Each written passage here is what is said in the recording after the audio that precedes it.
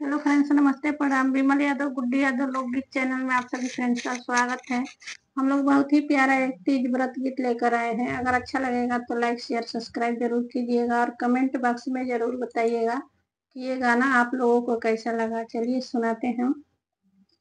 पेन्हली में लाली चुनरिया हो, कैली सोरा हो सिंगार। पेन्हली में लाली चुनरिया हो, कैली सोरा हो सिंगार। पूजे चलली शिवा के मंदिलवा हो, हाथे पूजावा के थान।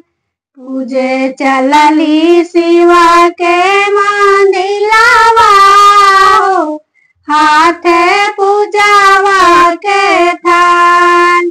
हाथ जोड़ी करी ले आरजिया हो, भोलाया राज हमार। हाथ जोड़ी करी ले आरजिया हो, भोलाया राज हमार। हमें कई नीति जाके बारतिया हो, अमर रहे मोर सोहाग।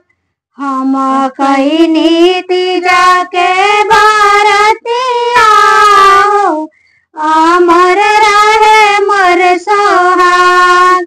भूखल बानी तीजा के बारतिया हो, अमर रहे मोर सोहाग।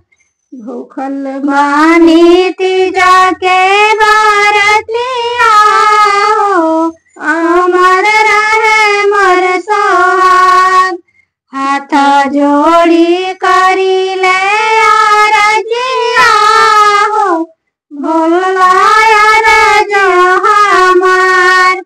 हाथ जोड़ी करी ले आरजिया हो, भोलाया राज हमार।